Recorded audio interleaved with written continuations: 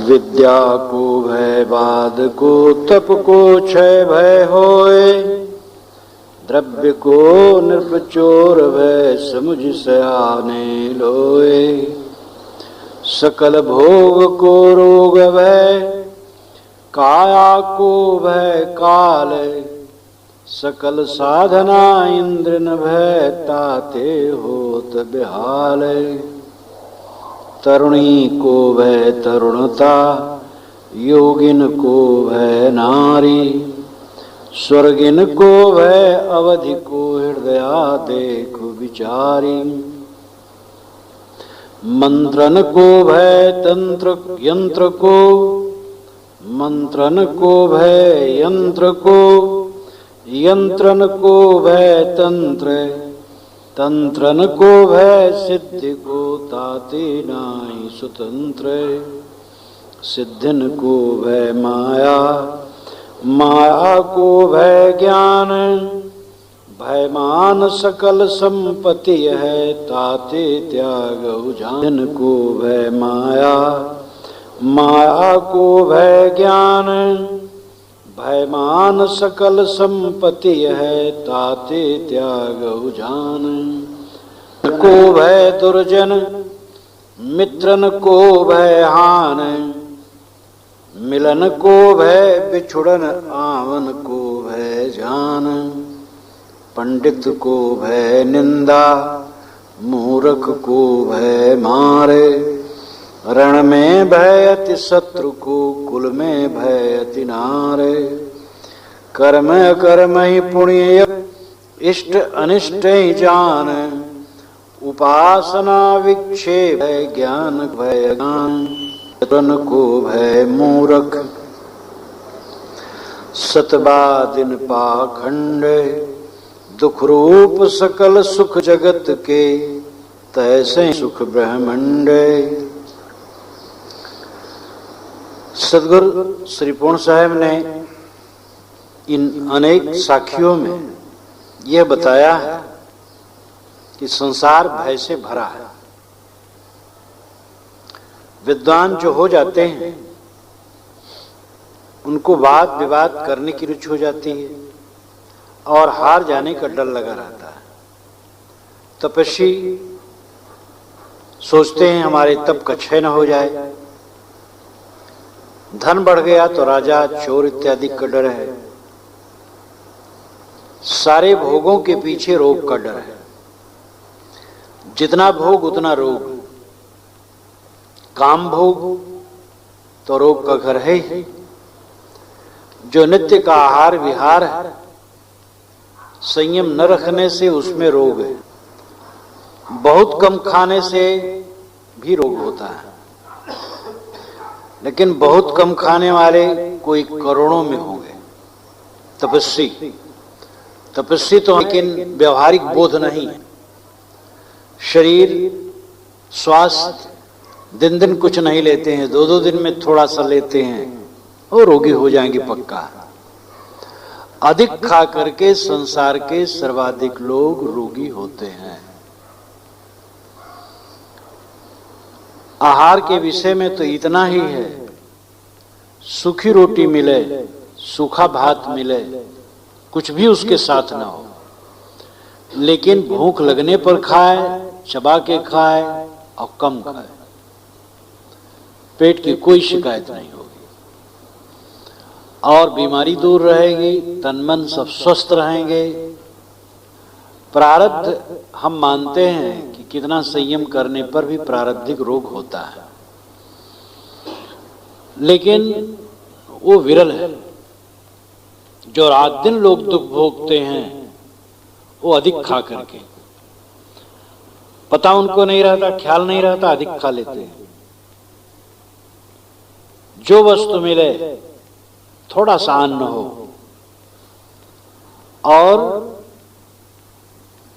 उसको भूख लगने पर चबा के खाया जाए और कम खाया जाए, बस इतने में सारी प्रोटीन और विटामिन सब कुछ मिल जाएगी। तो भोग में रोग का भय है। काम भोग इत्यादि आदमी छोड़ भी सकता है, लेकिन ये नहीं छोड़ा जा सकता। काया को भय काल, काया के पीछे काल का डर है। सारी साधनाओं में इंद्रियों का डर है, ये गिरा न दे। तरुणी स्त्री को अपनी जवानी का डर है, कहीं ऊंचे नीचे पैर न पड़ जाए। त्यागियों को स्त्री का डर है, स्त्री संगत से पतन न हो जाए। होते हैं चांस नहीं। स्वर्ग प्राप्त करने वालों को अवधि का डर है। कल्पना है कि स्वर्ग होता है, और भारतीय स्वर्ग की कल्पना ऐसी है कि कुछ समय स्वर्ग में रह करके पुण्य के अनुसार रह करके फिर लौट आना पड़ता है। सामी परंपरा का स्वर्ग ईसाई, यहूदी, इस्लामी का बन गया, जो नरक मंत्र यंत्र तंत्र, जो मंत्र तंत्र टोना टोटका जैसा है।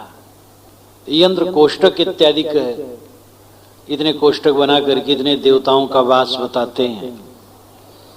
तो इसमें भी एक से एक होते हैं, और ये भी एक दूसरे से डरते हैं। इस संदर्भ में मुझे याद आ जाया करता है, जब मैं गोगोपुरी से दक्षिण तरफ जो सड़क पर है वो गांव, तो वहां पर था, बहुत दिन की बात है, कोई 35 वर्ष की बात होगी। तो एक बैगा था, निमंत्रित था, भोजन करने आया।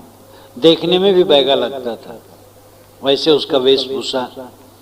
लोगों ने कहा ये बैगा, तो मैंने थोड़ा डपट के कहा बताओ तुम क्या जानते हो। वो एकदम घबरा गया, कुछ नहीं जानन महाराज, कुछ नहीं जानना। वो शायद हमें बड़ा बैगा समझाओ कि हमें न कुछ कर दे। वो भयभीत हो गए। तो इसमें भी एक दूसरे को डर लगा रहता है। और जो सिद्ध लोग हैं उनको माया का डर है।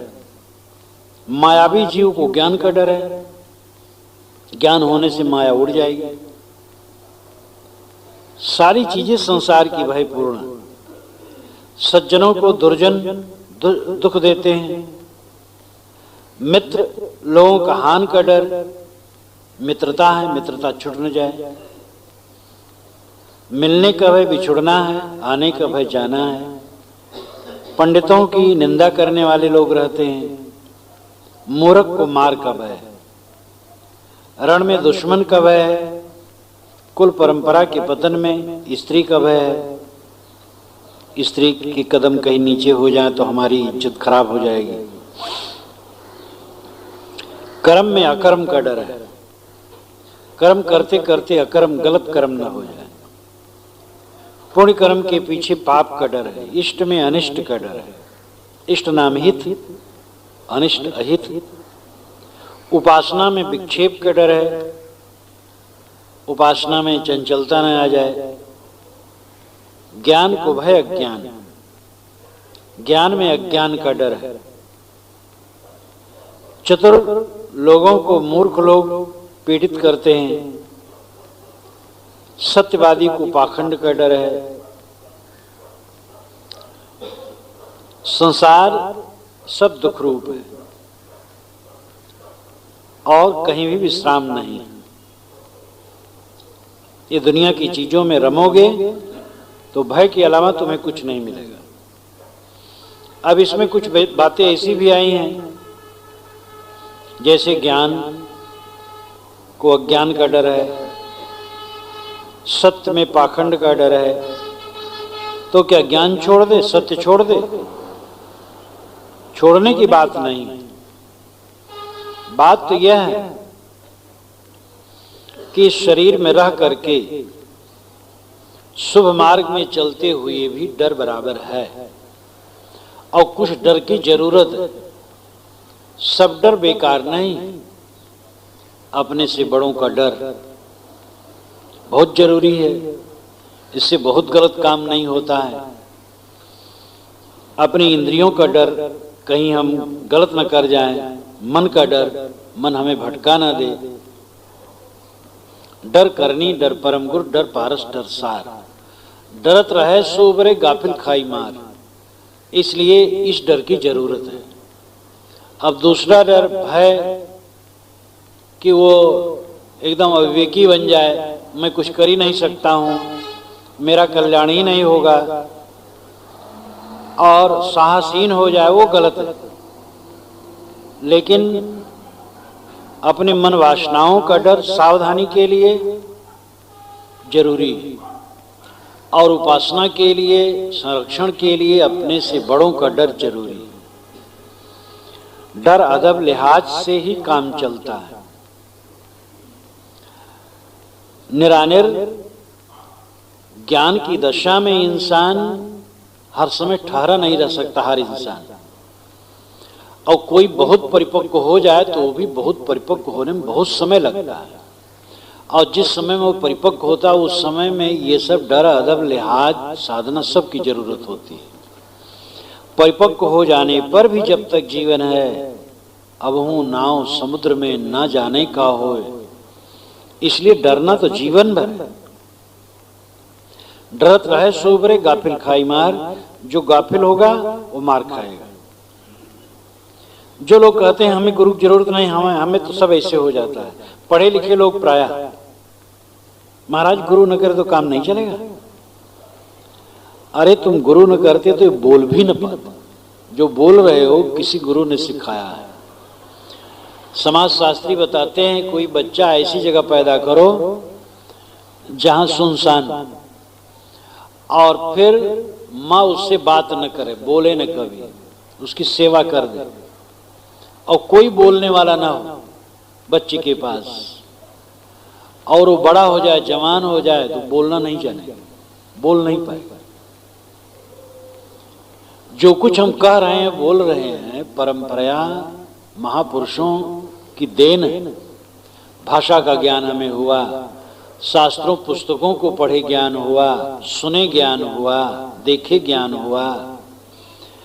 तो ये परंपरा हमें ज्ञान का धन मिला है, तब हम बोल रहे हैं, कह रहे हैं, समझ रहे हैं, नहीं तो कुछ न होता। अदृश्य रूप में न मालूम कितना ज्ञान हमें चारों तरफ से मिलता रहता है। लेकिन कुछ घमंडी लोग होते हैं जो समझते हैं गुरु की जरूरत नहीं, गुरु की आवश्यकता नहीं, जबकि हजारों गुरुजनों से उन्होंने सीखा है। एक गुरु ऐसा होता है जो विशेष होता है, जिसकी छत्र छाया में साधक कल्याण करता है। लेकिन और भी हजारों स्रोतों द्वारा ज्ञान मिलता है, इसलिए पूरा विश्व ही मानो हमारा गुरु। बस वो भलो एकांत को छाड़ी सकल की आश, जित अविवेकी नर सकल कोई न आवे पास। भल बस वो आरण्य को शरद निशा को चंद, शीतल जल सरितान को फल भक्षण स्वच्छंद। एकांत में रहना अच्छा है, सबकी आशा त्याग कर एकांत में रहना अच्छा है, जहां अविवेकी मनुष्य कोई पास में नहीं आने वाला है। अच्छा है जंगल में रहना, शरद निशा की चांदनी हो, जंगल का बाश हो, सरिता का शीतल जल, और फल खा ले और स्वच्छंद रहे। ये सब आकर्षक लगते हैं, लेकिन फल मिलना मुश्किल है। पानी तो मिल जाता है, लेकिन फल मिलना मुश्किल है। इतना प्रघटन हुआ है वन का कि अब ये तो दिवा स्वप्न हो गया है। दोष दृष्टि जब ही भई तब उपजो वैराग्य, दृढ़ निर्वेद जाको भयो सोई मुमुक्ष बड़ भाग। जिसके चित्त में दोष दृष्टि पैदा होती है, उसके चित्त में वैराग उत्पन्न होता है। सब कुछ की नश्वरता जिसकी दृष्टि के सामने झलकती रहती है, उसके मन में कहीं मोह नहीं बनता है। दृढ़ निर्वेद जाको भयो सोई मुमुक्ष बड़ भाग। जिसके चित्त में दृढ़ निर्वेद हुआ, निर्वेद का मतलब ज्ञान, निर्वेद का मतलब है दृढ़ वेदना, सोचना, गहराई से चिंतन करना, गहराई से सोचो। टेबल है, ऊपरी दृष्टि से टेबल है, विचार थोड़ा करें तो लकड़ी, थोड़ा और विचार करें तो मिट्टी, थोड़ा और विचार करें तो कणों का प्रवाह। रासायनिक दृष्टि से हम पदार्थों को देख पाएं तो कोहरे के समान सारी चीजें नाचती हुई दिखाई देंगी। जैसे कोहरा, वैसे ये सब कांपता हुआ दिखाई देगा, क्योंकि इसके कण हर समय बदलते रहते हैं। जितना जो विचारवान होगा उसके मन का मोह मिटता जाएगा। वही मुमुक्ष बड़ा सौभाग्यशाली है जिसके चित्त में दृढ़ निर्वेद हुआ है अत्यंत गलान विषयों की तरफ से। ये सब अचानक जाने वाला है। अब ऐसा जाएगा आदा अवंते जन्नास्त वर्तमाने अब तथा। गौड़पादाचार्य ने कहा जो आदि में न हो, अंत में न हो, वो वर्तमान में होते हुए भी मानो नहीं है। अब वो अतिशयोक्ति है, वहां अतिशयोक्ति करते करते दार्शनिकों ने में गड़बड़, आगे नहीं रहेगा तो अंत में भी नहीं रहेगा, ऐसा निर्मोह हो जाओ। लेकिन गौड़पाद ने पूरे विश्व को मान लिया है इसमें कि वो न था, न है, न होगा, शून्यवाद। तो वो अलग विषय है, उसको छोड़ो। यहां शरीर निश्चित है कि पहले नहीं था, अब आगे नहीं रहेगा, वर्तमान में है, अच्छा है। इससे हम इस चीज को समझ लें कि ये नहीं है। शरीर के होने में हम इसको समझें कि ये नहीं है, अंत में नहीं है। अंधदशाले आदि में सोई सांच बैराग, सो सुखिया त्यों लोक में जाको निश्चय त्याग। अंतिम दशा को आदि में ही ले, शरीर के मृत की अवस्था को अभी ले। हमें सोचना चाहिए कि हमारा शरीर मर गया है, इसको गंगा के किनारे गाड़ दिए, समाधि लगा दी गई, मिट्टी ऊपर से धूप बना दिया गया, कुछ मिट्टी इधर उधर बिखरे हैं, कुछ चीजें भी ऐसी हैं जो पड़ी हैं, लोग वहां से लौट आए हैं, इस चीज को देखें। अब आजकल में होना है। शरीर के अंत को देखने से कोई संताप नहीं रहता, कोई दुख नहीं रहता। मेरे बात क्या, ये महामूर्खता है सोचना। सारा काल से है और सब समय होता रहा है, सब समय होता रहे। संसार का स्वभाव ही है होना। और तुम अपने होने को देखो, तुम अपनी सत्ता महत्ता को समझो, अपना घर समझो, तुम्हारा घर कहाँ। साहेब साहेब सब कहे ये देशा, और साहेब से परिचय नहीं बैठोगे कि और। सभी लोग साहेब, स्वामी, परमात्मा, ब्रह्म, धाम, मोक्ष कहते हैं, लेकिन उसका परिचय नहीं, कहाँ बैठोगे।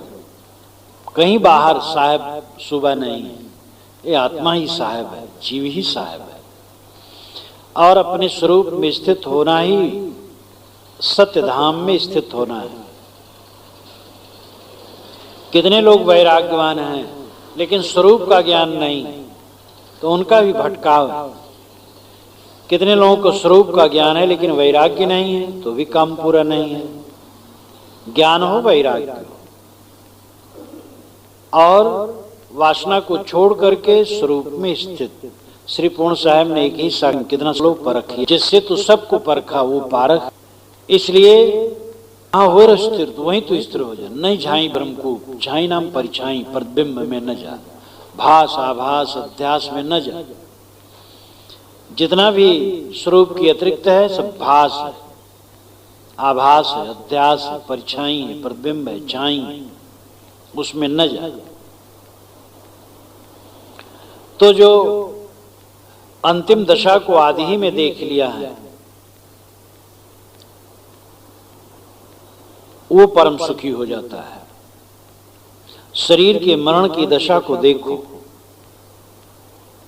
कंथार को पीनहु जाको मिले न कोय, वृत्ति इंद्र होते अधिक तृप्त चलित नहीं होए।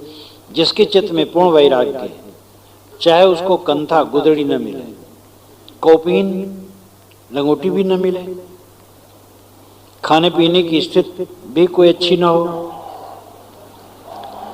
तो भी उसकी वृत्ति अचल होती है। और इंद्र से भी वो महान है। इंद्र तो एक उपलक्षण मात्र है। इंद्र बेचारा क्या है? इंद्र तो लंपट था, दुनियादारी था, युद्ध मार काट विषय वासना। संत सम्राट, वासना का त्याग कर देने वाले सम्राट, उनकी वृत्ति स्थिर हो जाती, चरित नहीं होती, और शरीर का गुजर तो होगा ही। अनिच्छा सो मिलत है भोजन वस्त्र विहार, सुई लेत है सुखित है राखत कछ न आधार। बिना इच्छा के जो मिल जाए, भोजन ले लेते हैं, वस्त्र ले लेते हैं, विहार रहना बसना घूमना। विहार का मतलब घूमना, विहार का मतलब आश्रम भी होता है। बौद्धों का विहार होने से वह प्रदेश विहार कहलाने लगा। मगध, वैशाली, भागलपुर का क्षेत्र अंग देश, ये सब में बौद्धों के मठ थे अच्छे अच्छे, इसलिए वो विहार कहलाते हैं। आश्चर्य है कि बहुत जल्दी वो सब का विनाश हुआ। फायान जब चीन से आया है भारत, कोई आज से 1600 वर्ष हुए, अपनी डायरी में उसने लिखा है, जो इतिहास बना है, कि श्रावस्ती, कुशीनारा और बोधगया ये सब केवल बियाबा है, सब भग्नावशेष है। और उस समय बुद्ध के हुए 1000 वर्ष तक हुए होंगे।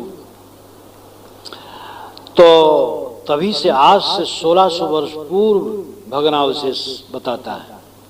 और भी उसके पहले उजड़ा था। अशोक का भवन उसने देखा पटना में, जिसको पाटलिपुत्र कहते हैं, उससे बहुत मुग्ध हुआ। अशोक का भवन, अशोक को बीते भी 500 वर्ष से ज्यादा हो गया था, लेकिन उसका भवन देख करके वो लिखा है कि ये तो मनुष्य ने नहीं बनाया, कोई देवता ने बनाया है, ये मनुष्य की रचना नहीं हो सकती। बहुत खुश हुआ है। पाटलिपुत्र, पाटलिपुत्र उस समय का केंद्र था भारत का।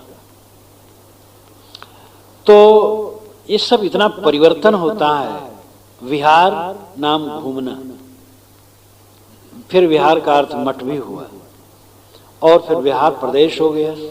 विहार प्रदेश भारत के एक केंद्र में सदा से रहा, हलचल वाला, क्रांतिकारी चिंतक वहां होते रहे।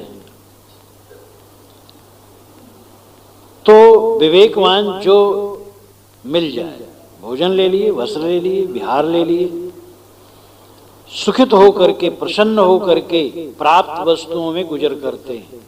राखत कछ न आधार, कोई आधार नहीं रखते, अपने मन में कोई आलंबन नहीं पकड़ते, ये चीज मिले कि वो चीज मिले।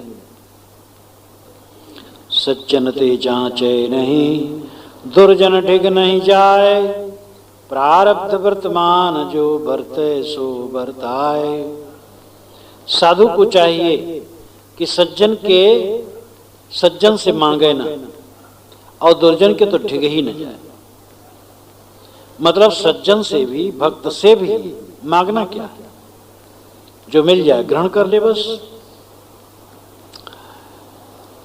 एक साधु, एक भक्त यहाँ आए थे, और इतने में उसका दामाद आ गया, और वो दामाद की जो बिल्कुल शादी हुई थी वो दोबारा आया था। तो ये चावल बहुत कीमती अच्छा चावल उनके घर में थोड़ा था, उसको पकवा दिया। तो वो चावल का भात उन्होंने देख लिया। तो उन्होंने जब भोजन बनाने का समय आया, ओ बहुत उल्टा पलटा कहा, दामाद के इतना बढ़िया चावल, हमारे लिए इतना घटिया चावल। भगत ने कहा महाराज वो बहुत थोड़ा सा था और है नहीं दे देता आपको। ऐसा खस्ता हाल, क्या साधु होने का सुख है। कोदो का भात मिले कितना बढ़िया, कोदो का भात मतौना ना हो बस। जो नशा वाला कोदो का भात होता वो ठीक नहीं, और कोदो का भात हो ठंडी में तो क्या पूछना, रजाई की जरूरत नहीं, एक चद्दर से कोदो का भात खा लो तो गर्म रहेगा। तो सज्जन से मांगे ना और दुर्जन के पास न जाए, जो मिल जाए उसमें संतोष पूर्वक गुजर करे। अंत दशाली आदि में सोई करो बखान, सुख ब्रह्मा इंद्रादि को काक विष्ट में देखते हैं। और का मोह उसी का वर्णन करता हूं। उनका सुख ब्रह्मा और इंद्र से अधिक है। यहां तक ब्रह्मा और इंद्र का सुख काक विष्टवत, सारा सुख जो दुनिया का कहा जाता है, सुखों का केंद्र लोग मानते हैं काम भोग मैथुन क्रिया, और वो है गंदगी। तो जो दुनिया का सुख है वो दुख है। देह अंत मृतुक दशा सो मैं आज लीन, कफन पहिर समाधि में जग विस्मृत वही चीन है। देह का जो अंत होता है, मृत दशा होती है, वह मैंने आज ही ले ली। शरीर में यही पहचान है। ये साधुओं को जो अचला लंगोटी मिलती है ये कफन है, और ध्यान समाधि, जगत को भूल जाना मौत है। जगत को भूल जाना मतलब मोह भूल जाना, मोह न रहना। इस मोह को कागज बैठे उसका कितना राग रंग वाला, ये तो नकली बस्ती है, ये तो नकली बस्ती है। असली बस्ती वह है जहां बस करके कोई कभी न उजड़े। शमशान असली बस्ती है, और उस बस्ती की तरफ जाने के लिए तैयारी करनी चाहिए। मरते समय भय चिंता आकर्षण विकर्षण न हो, कोई द्वंद्व न हो, ऐसी तैयारी करनी चाहिए। और समय बहुत जल्दी जल्दी भागा जा रहा है। आदमी सोचता भी बहुत समय है। जब मां के गर्भ से ही शिशुओं का शरीर छूटने लगता है तो और क्या कहा जाए, कब उम्मीद की जाए कि कब तक रहेगा। मृतक को मरबो कहाँ, निर्धन तस्कर भीते, भिक्षुक को अभिमान कहा, त्यागी का को मीते। अगर आदमी शरीर रहते रहते समझ ले शरीर मरा है तो उसको मरने का भय कहाँ होगा। जिसके धन ही नहीं चोर का क्या डर होगा, भिक्षुक को अभिमान कहाँ होगा, और त्यागी मित्रता कहाँ करेगा। त्यागी का तो सारा संसार मित्र है, सबको मित्र जीव देखता है, जीव मात्र मित्र, लेकिन उसको कहीं ममता नहीं। संसार के मित्र होते हैं, कोई मित्र है कोई नहीं है, कोई मित्र होता है, लेकिन वैरागवान का मित्र सारा संसार है, इसलिए कोई मित्र नहीं। जो सबका मोह छोड़ दिया उसका सब है, और जो कहीं मोह करता कहीं नहीं करता है उसका कोई अपना है कोई पर अपना नहीं है। इसलिए मोह छोड़ देने वाले के लिए सारा संसार मित्र हो जाता है।